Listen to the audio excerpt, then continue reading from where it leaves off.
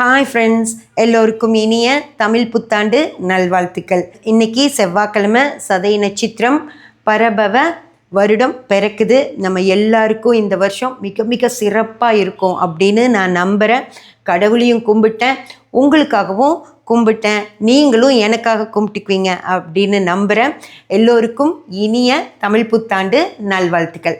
Friends, இங்கே பாருங்கள், நான் ஃப்ரூட்ஸ் வச்சு, இன்றைக்கி சித்திரக்கனி இல்லையா, ஃப்ரூட்ஸ் வச்சு கும்பிடணும் அப்படிங்கிறக்காக முக்கணிகள் வச்சுருக்கேன்.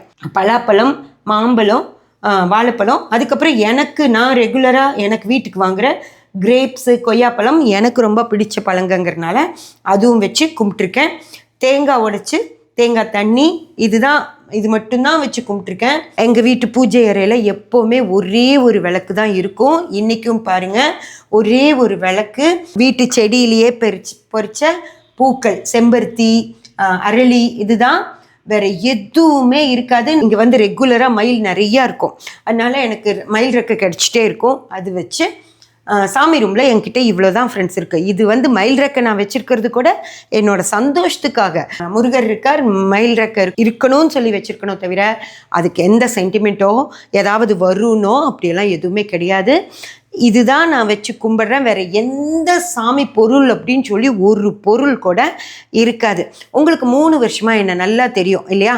நான் நல்லா இருக்கேனா, ஆரோக்கியமாக இருக்கேனா, சந்தோஷமாக இருக்கேனா போதும் இல்லையா? எந்த பொருளும் அந்த ஆரோக்கியத்தையோ சந்தோஷத்தையோ நம்மளுக்கு கொடுக்காது. நம்ம வாழ்க்கையை சந்தோஷமாக வச்சுக்கிறதுக்கு என்ன பண்ணணுமோ அதுதான் பண்ணுறோமோ தவிர, பொருள் வாங்கி வச்சா நமக்கு ஐஸ்வர்யம் கொடுக்கும், அது கொடுக்கும்னு இல்லை. எந்த பொருளும் இல்லைங்கிறத நீங்கள் பார்க்கணுங்கிறக்காகவே தான் இந்த பதிவு.